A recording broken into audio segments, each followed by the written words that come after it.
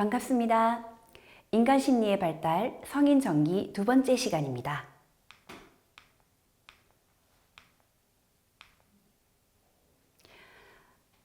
첫 번째로 성격 발달입니다. 우선 에릭슨의 이론을 살펴보겠습니다. 에릭슨에 의하면 성인 전기 동안 해결해야 하는 심리사회적 위기는 친밀성 대 고립입니다. 성년기가 되면 가족 외 다른 사람에 대해 깊이 관여하기를 바라며 친밀감을 원합니다. 자신의 정체감과 다른 사람의 정체감을 융화시킬 수 있는 능력을 의미하는 친밀감은 타인을 이해하고 깊은 공감을 나누는 수용력에서 발달합니다. 정체감을 확립한 후에야 다른 사람들과 진정한 친밀감을 형성할 수 있습니다. 그러나 능력이나 외모 등의 일관성 있는 정체성을 확립하지 못한 사람은 자의식에서 벗어나지 못하고 타인에게 관심과 배려를 보일 수 없게 됩니다. 이 단계의 긍정적인 결과는 성적 친밀감이나 진정한 우정, 안정된 사랑, 결혼의 지속을 포함하는 친밀감입니다. 부정적인 결과는 고립과 고독인데요. 이는 상호관계를 형성하는 것에 실패한 것입니다. 개인의 정체감이 약한 성인들은 타인과 긴밀한 관계를 형성하는 것을 기피하게 됩니다. 다음은 레빈슨의 생애구조 이론 단계에 대해 살펴보도록 하겠습니다. 레빈슨은 예일대학교 동료들과 35세에서 40세 남성을 심층 면접한 결과를 바탕으로 남자가 겪는 인생의 사계절이라는 책을 집필하였고, 이 책에서 성인기 동안 일어나는 변화를 단계적으로 구분하여 제시하였습니다. 레빈슨에 의하면 생애 구조는 인생의 기초가 되는 설계로 특정 시점에서 개인이 선택한 삶의 양식을 뜻합니다. 인간의 인생 주기는 대략 25년씩 지속되는 일련의 시대를 통해 전개되는데요. 아동기와 청소년기는 1세에서 22세, 성인 전기는 17에서 45세, 성인 중기는 40에서 65세, 성인 후기는 60세 이후로 4가지 시대와 각 시대가 시작하는 시점으로부터 5번의 전환기가 있습니다. 전환기는 이전 시기를 끝내고 다음 단계를 준비하는 시기로 5년 정도 지속됩니다. 레빈슨의 연구는 성인 전기와 중년기에 집중되어 있는데요. 성인 전기의 생애 구조 이론을 자세히 기술하면 다음과 같습니다. 성인 전기에는 자신의 꿈을 갖고 그 꿈을 성취하기 위해 멘토 관계를 형성합니다. 또한 직업을 찾고 이성과 지속적인 애정 관계를 형성하는 과제에 당면하게 됩니다. 레빈슨은 이 시기를 에너지와 풍요로움, 모순과 스트레스가 최고인 시기라고 하였습니다. 30세를 전후한 전환기에는 첫 번째 인생에 대한 재평가를 합니다. 자기 인생에서 무언가를 놓쳐버린 듯한 느낌, 뭔가 잘못된 느낌, 미래를 위해 변화가 필요하다는 느낌이 들면서 초기의 선택들을 재고해보고 자신이 처한 상황 안에서 크건 작건 변화를 시도해보는 기회를 갖습니다. 30대 전환기의 마지막 무렵에는 새로운 인생의 방향을 발견하기도 하고 새로운 선택을 하고 혹은 이미 선택한 것들에 대한 개입을 강화시키기도 합니다. 친밀한 유대나 직업 성취를 하지 못한 경우에는 30대 전환기가 위기가 될 수도 있지만 이를 잘 극복하면 가정과 사회에서 현실적이고 안정적인 생활 양식을 확립하여 성인 전기의 생애 구조가 완성됩니다. 30대 전환기 후에는 가족과 직업 그리고 지역사회 내에서 자신의 삶을 정착시킵니다. 자신이 누구인지 알고 자신의 가정을 가지고 있으며 가치 있는 집단에 소속되어 있으면서 그 사회에 가치 있는 일원이라는 점에서 긍지를 가지게 되는데요. 30대 후반은 자기 자신이 되어가는 단계로 안정기의 목표를 성취하는 것, 자신의 직업 세계의 상급 멤버가 되는 것, 자신의 목소리를 좀 더 분명하게 하는 것, 좀 더 큰 권위를 갖는 것, 자신의 삶 속에 있는 다른 사람들이나 기관들이 이전보다 덜 의존적이게 되는 것 등이 발달 과제입니다. 성숙에 대해서 한마디로 정의를 내리기는 쉽지 않습니다. 성숙하다는 개념은 사회와 문화에 따라 그 정의가 매우 다양하기 때문인데요. 심리학에서도 학자들마다 성숙에 대한 정의는 매우 다양합니다. 프로이트는 성적 충동이나 공격을 승화된 방법으로 표현할 수 있을 때 성숙했다라고 하였고, 에릭스는 자아와 밀접한 친교 태도를 성숙으로 보았습니다. 학습 이론에서는 주의 자극에 대해 체계적인 반응을 보이는 것을 성숙이라고 정의하였으며, 자아 이론에서는 자기 수용을 성숙으로 보았습니다. 올포트처럼 통일된 인생 철학을 가지고 자아감을 확충시켜 가는 것을 성숙으로 보는 입장도 있습니다. 그러면 이렇게 성숙에 대한 개념 정의를 제시한 여러 이론가들 중에서 성숙 인격에 대해 구체적인 특징을 제시한 올포트의 성숙 인격 모델을 살펴보도록 하겠습니다.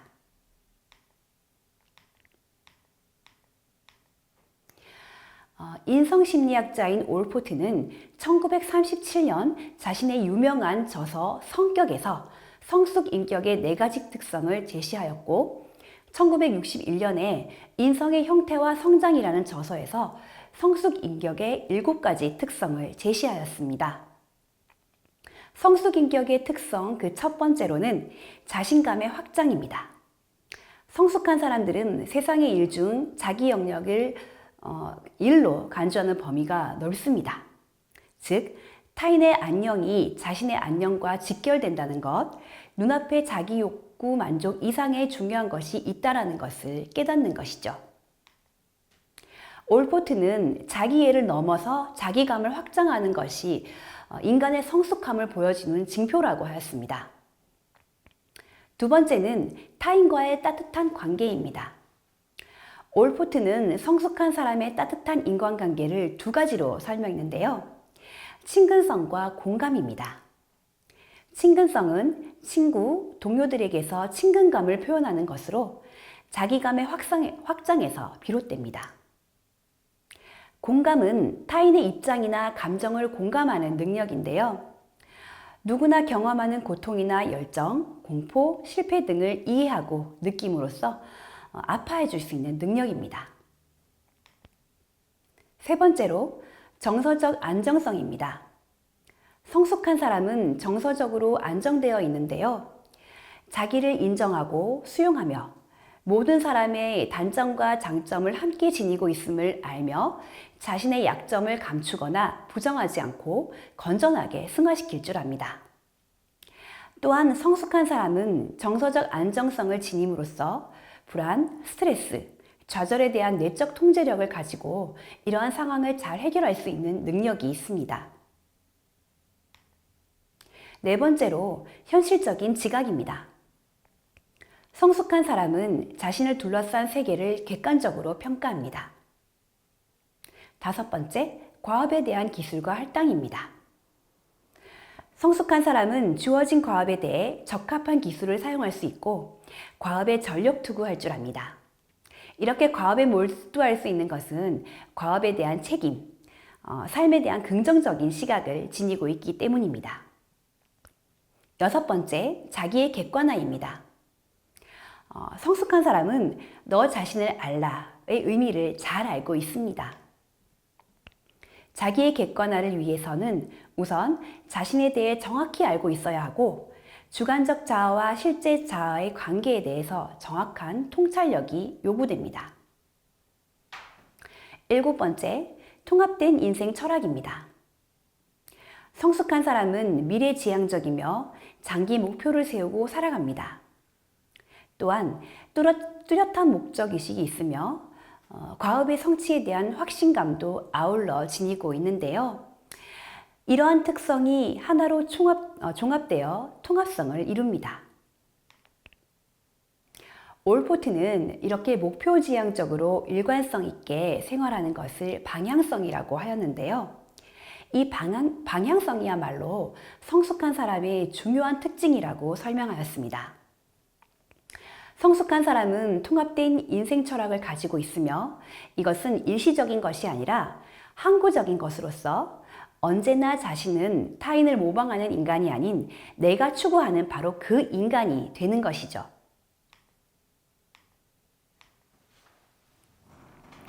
친밀한 관계를 형성하는 일은 성인 전기의 중요한 과제입니다.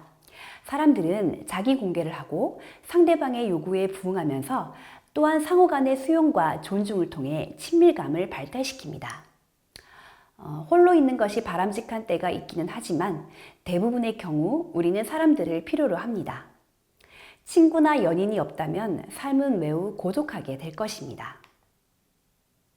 우정은 즐거움, 수용, 신뢰, 조력, 이해, 편안함을 포함하는 친밀한 관계를 의미합니다.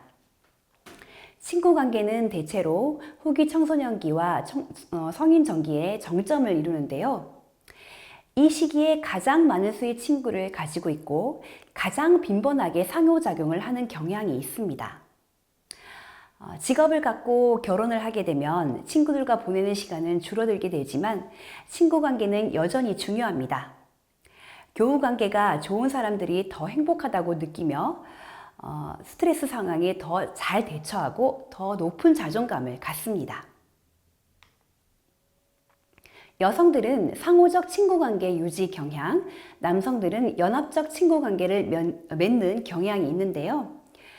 상호적 친구관계란 상대방에 대한 깊은 정서적 유대와 헌신적인 관여가 있는 친구관계를 뜻하고, 연합적 친구관계란 업무의 공유나 공간의 근접성에 의해 맺어지는 친구관계를 뜻합니다. 그렇다면 우리는 어떤 사람과 친밀한 관계를 맺게 되는 것일까요? 근접성이 중요한 요인 중에 하나입니다. 이웃사촌이라는 말이 있듯이 근접한 거리에 사는 경우 더 자주 만나게 되고 자주 만나는 사람들끼리 친구가 되는 것이죠. 또한 우리는 자신과 비슷한 사람을 좋아하는 경향이 있습니다. 유유상종이라는 말이 있듯이 취미나 가치관이 비슷한 사람들끼리 만나면 서로의 태도나 의견에 대해 공감하는 경우 더욱 친해지게 되는 것이죠. 자기 공개는 친구 관계를 심화시켜주는 중요한 요인이 됩니다. 처음에는 좋아하는 활동이나 관심사 등의 피상적 수준에서 자기 공개를 하지만 관계가 진전됨에 따라 깊은 자기 공개를 하게 되는데요. 자기 공개는 상호적인 경향이 있어서 한 사람이 좀 더 깊은 자기 공개를 하게 되면 상대방도 그에 맞는 자기 공개를 하게 됩니다.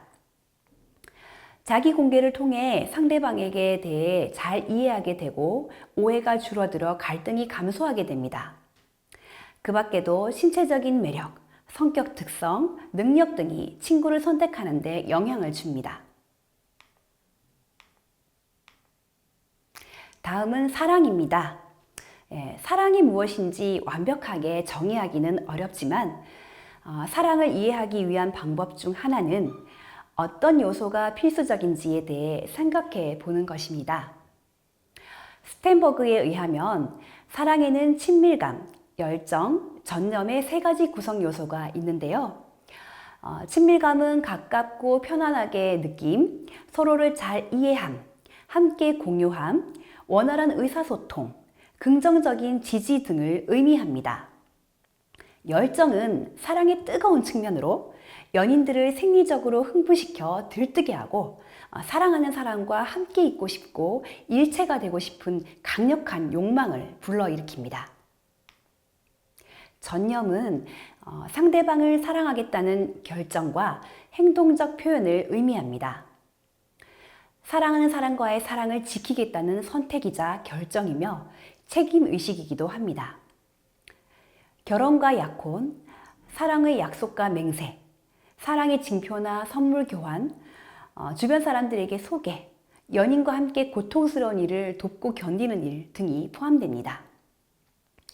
사랑은 초기의 열정이 최고조에 달했다가 점차 감소되고 친밀감과 전념은 점차 증가됩니다.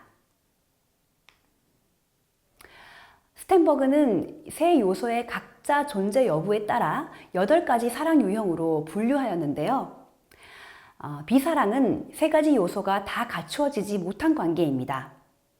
많은 사람들과의 무의미한 관계를 뜻하는 것이죠. 우정은 친밀감만 있는 경우로 가까움과 따뜻함을 느끼는 상태입니다. 짝사랑은 열정만 있는 상태로 혼자 사랑의 뜨거운 감정을 느끼지만 상대방과 공유하지 못하고 혼자 간직하는 경우입니다. 공허한 사랑은 전념만 있는 경우인데요. 사랑 없이 결혼 생활을 하는 부부가 여기에 속합니다. 낭만적인 사랑은 열정과 친밀감은 있으나 전념이 없는 상태인데요. 휴가나 여행에서 만나 며칠 동안 나눈 뜨거운 사랑이 바로 여기에 해당됩니다. 허구적인 사랑은 열정을 느껴 전념하지만 친밀감이 없는 경우로 만난 지 며칠 만에 약혼하고 결혼하는 경우입니다. 우애적 사랑은 친밀감, 전념은 있으나 열정이 없거나 식어버린 사랑으로 오랜 결혼 생활을 한 부부에게서 나타납니다. 완전한 사랑은 이 3가지 요소를 다 갖춘 완벽하고 이상적인 사랑을 말합니다.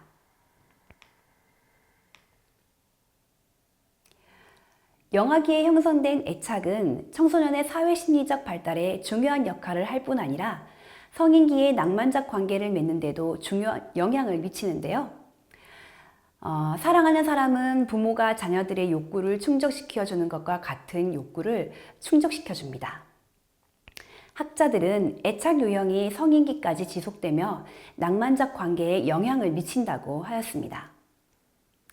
안정애착을 형성한 아이의 경우 성장해도 타인에 대해 신뢰를 갖고 지나친 의존 없이 안정되고 친밀한 인간관계 형성을 하게 되고 상대에 의해 버림받을 것에 대한 걱정을 하지 않습니다. 회피애착을 형성한 아동은 성장한 후에 인간관계에 관심을 가지고 있지 않으며 타인을 완전하게 믿지 못하며 너무 가까워지려는 사람들을 두려워합니다. 이성관계를 잘 맺지 못하고 상대방과 거리를 유지하며 무미건조한 관계를 맺는 경향이 있습니다. 양가적인 애착을 형성한 아이의 경우 성장하여 타인의 인정과 사랑에 지나치게 의존하거나 타인의 사랑을 믿지 못하는 사람이 되기 쉽습니다.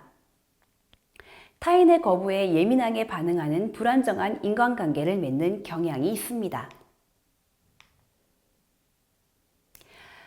결혼은 성적으로 친밀한 성인들의 합법적이고 사회적으로 인가된 결합입니다. 또한 자녀를 낳아 기를 수 있는 가장 바람직한 제도라고 여겨집니다. 우드리의 배우자 선택의 여가망 이론에 따르면 첫째, 근접성의 여가망을 통해서 지리적으로 가깝고 쉽게 만날 수 있는 사람들로 그 대상이 제한됩니다. 둘째, 매력의 여가망을 통하여 서로에게 매력과 호감을 느끼는 사람들로 그 대상이 다시 좁혀집니다. 셋째, 사회적 배경의 여가망을 통해서 인종, 연령, 교육 수준, 사회계층, 종교 등이 유사한 사람들로 다시 축소됩니다. 넷째, 의견일치의 여가망을 통해서 인생관, 가치관, 결혼관 등에 대해 일치되는 의견과 태도를 지닌 사람들만 남게 됩니다.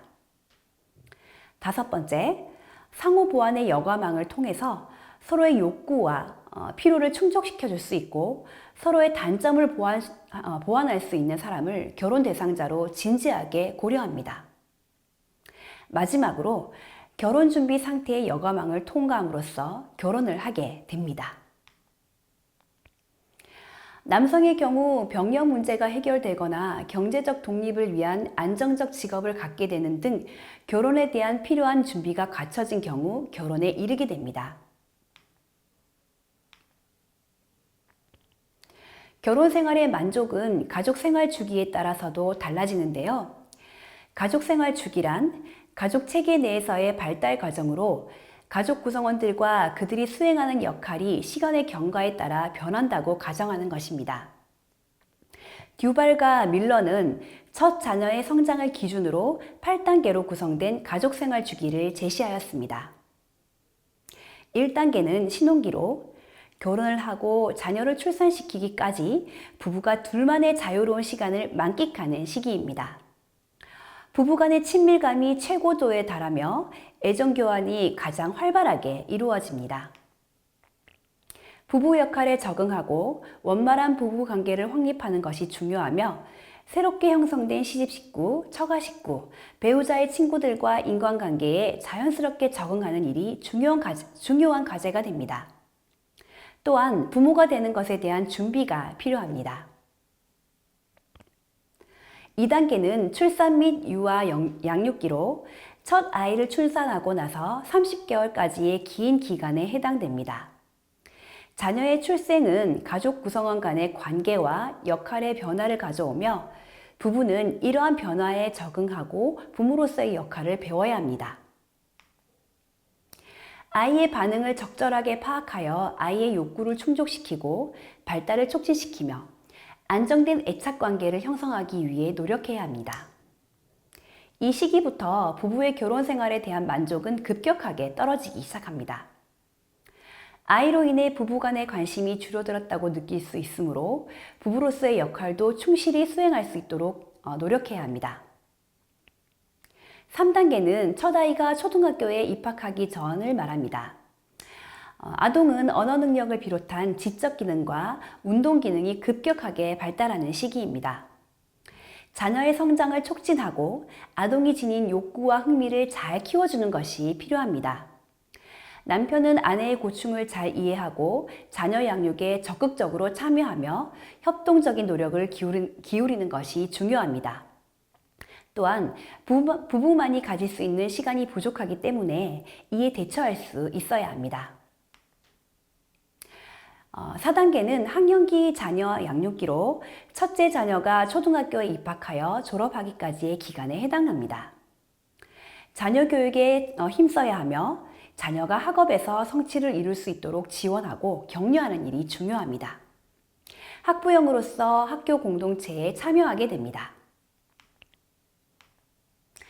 5단계는 청소년기 자녀 양육기로 첫째 자녀가 중고등학교에 재학하는 청소년 시기에 해당합니다. 자녀는 청소년기에 접어들면서 서서히 부모로부터 심리적 독립을 하게 되고 부모와 자녀의 갈등은 증폭될 수 있습니다. 자녀는 대학 진학을 위한 커다란 학업 부담을 지게 되는데 부모 역시 교육비 부담을 포함하여 자녀 교육에 높은 관심을 지닙니다. 결혼 생활에 대한 만족도는 최하점에 도달합니다. 6단계는 성인 자녀를 둔 시기로 자녀가 대학에 입학하고 나서 결혼을 하여 부모의 슬하를 떠나게 되는 시기이며 진숙이라고도 합니다. 부모는 자녀가 결혼을 하고 독립적인 가정을 형성하는 일에 지지적인 역할을 합니다. 7단계는 중년기로 마지막 자녀가 결혼하여 가정을 떠남으로써 가정에 부부만 남게 되는 시기입니다. 자녀의 양육에서 완전히 자유로워지면서 부부간의 상호 의존성이 증가됩니다. 자녀의 배우자인 며느리나 사위와의 원만한 관계를 형성하고 자녀의 결혼 생활이 행복하도록 지원하는 일이 중요합니다. 할아버지 또는 할머니의 역할이 생기는 시기이기도 합니다. 8단계는 노년기로 직장에서 퇴직을 하고 인생을 마무리하는 시기입니다. 퇴직 생활에 적응해야 할 뿐만 아니라 신체적으로 노쇠해지고 사회적 역할이 감소하는 노년기의 삶에 적응하는 것이 필요합니다. 배우자의 사별과 혼자 사는 것에 대한 적응이 이 시기의 중요한 과제입니다. 이상의 8단계는 표와 같은 발달 과업을 포함하는데요. 각 단계의 과업을 성공적으로 성취하는 것은 현재의 만족을 가져오고 이후 단계의 발달 과업의 성공적 성취를 가능하게 합니다. 그러나 과업의 실패는 가족 내의 불행과 사회의 불승인을 초래하고 이후 단계의 발달 과업 성취를 어렵게 합니다. 우리나라는 1인 가구의 비중이 계속 높아지고 있습니다. 이를 반영하듯 1인용 가구, 1인용 식재료, 1인용 식당 메뉴 등이 인기를 끌고 있죠. 독신이란 친밀한 파트너 없이 홀로 지내는 것을 말하는데요. 우리나라 미혼 남녀가 결혼하지 않는 이유는 아직 결혼하기 이른 나이이므로 교육을 더 받고 싶어서, 자아 성취와 자기 개발을 위해 소득이 적어서, 결혼과 직장 생활을 병행하기 어려울 것 같아서, 마땅한 사람이 없어서 등이 있었습니다. 30대 미혼율의 증가는 출산율의 저하를 가져오고 사회 고령화로 이어지게 됩니다. 독신의 장점으로는 자유와 이동성입니다. 또한 자신을 위해 투자할 수 있고 다양한 이성 교제를 할 수 있는 장점도 있습니다. 그러나 단점으로는 고독, 성적 삶과 사회적 삶의 제한, 결혼한 부부들의 세계로부터 추방당한 느낌, 이런 것들이 있습니다. 또한 독신에 대한 사회적 태도가 부정적이기 때문에 적응 문제를 가질 수 있습니다. 동거는 법적으로 혼인신고를 하지 않은 채 성적으로 친밀한 관계를 가지면서 함께 거주하는 것을 말합니다. 동거 유형에는 비용 부담을 함께 하거나 성적인 접근성을 용이하게 하는 편의에 의해 기반을 둔 일시적인 동거, 시험적으로 결혼 전에 결혼 생활을 해보는 혼전 동거, 법적인 결혼 없이 오랫동안 서로에게 헌신하는 결혼의 대안으로서의 동거가 있습니다. 미국이나 유럽에서는 동거가 결혼을 위한 준비가 아니라 결혼의 한 유형으로 자리 잡고 있으며 프랑스에서는 동거 부부에게 법적 지위를 부여하고 있습니다. 우리나라 젊은이들도 최근 동거에 대한 긍정적인 견해가 증가하는 추세입니다. 그러나 동거는 결혼에 비해 관계가 일시적이고 동거 후 결혼한 커플이 이혼율이 높으며 사회적으로 인정받지 못하거나 양가 집안이 아닌 둘만의 관계로 환장되는 경향이 있습니다. 부부관계에서의 갈등과 대립은 서로의 해결 노력에 의해 해소되는 것이 일반적이지만 최선의 노력에도 불구하고 해소되지 않을 경우에는 부부관계가 해체되는 이혼으로 이어집니다. 이혼한 사람들은 실패감, 외로움을 느끼게 되고 새로운 관계를 형성하는 데 어려움을 느끼며 자존감이 낮아집니다. 여성의 경우 경제적인 어려움을 경험하기도 합니다. 헤어진 배우자에 대한 적대감을 보이는 경우 그렇지 않은 사람들에 비해 주관적 안정감이 낮게 나타나는데요. 헤어진 배우자를 용서하는 것은 이혼 후 적응에 매우 중요합니다. 재혼은 몇 가지 이유로 초혼보다 실패하기 쉬운데요.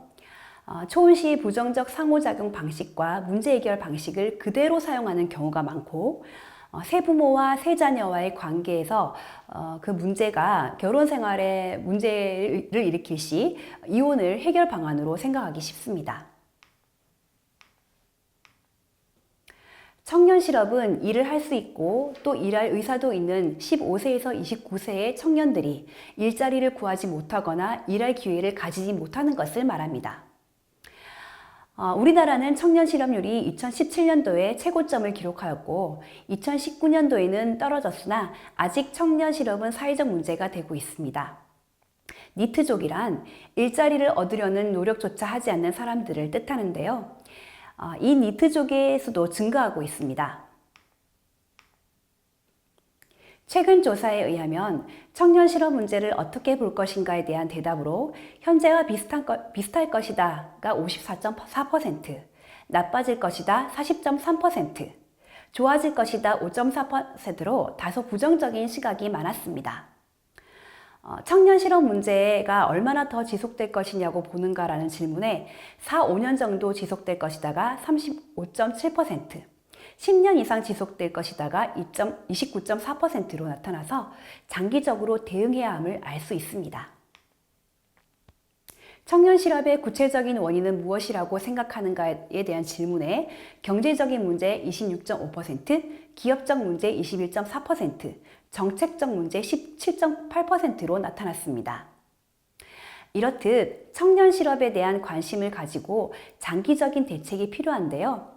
청년 실업을 줄이기 위해서는 일자리 창출 기반 확대, 창업 지원, 새로운 직업 개발, 창직 권장, 청년 취업 지원 강화, 기업에서 필요로 하는 직업 능력을 개발할 수 있도록 지원하는 것들이 필요합니다. 합계 출산율은 출산 가능한 나이인 15세에서 49세를 기준으로 한 여성이 평생 낳을 것으로 기대되는 평균 출생아 수를 나타내는 지표인데요. 우리나라는 OECD 국가 중 합계 출산율이 가장 낮은 나라입니다. 2019년도 합계 출산율은 0.90명으로 사우디아라비아 2.73명, 프랑스 1.98명, 미국 1.88명으로 OECD 평균 합계 출산율 1.68인데 비해서 한 명도 되지 않는 유일한 OECD 회원국인 것이죠. 조사에 의하면 저출산의 원인은 여러 가지가 있으나 육아로 인한 경제적 부담이 28.6%, 일과 가정 양립의 어려움이 28%로 나타났습니다. 저출산 문제를 해결하기 위하여 국가의 정책적 지원이 중요한데요. 2018년부터 상위 10% 제외 0세에서 5세 아동에게 월 10만 원을 지급하는 아동수당의 지급 확대와 여성에게 육아와 함께 일을 병행할 수 있도록 다양한 일자리 정책을 제시해야 하고 육아휴직 및 출산휴가에 관한 정책, 경력 단절, 여성 취업 지원, 탄력근무제 실시, 신혼부부를 위한 주거복지 정책, 국공립 보육시설 및 돌봄학교 확대 등의 정책이 필요합니다.